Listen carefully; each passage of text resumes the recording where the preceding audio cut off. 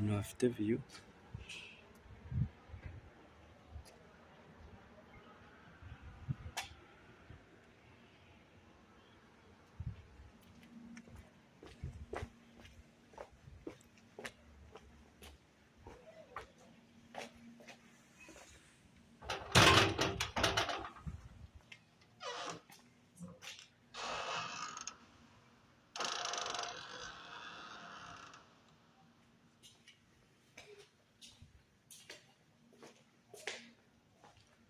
Sale à manger.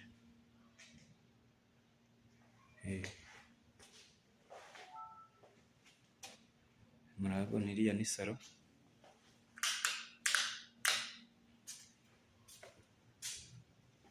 Nkuko muri kubibona ni salo n'ubundi birimo kugendamo.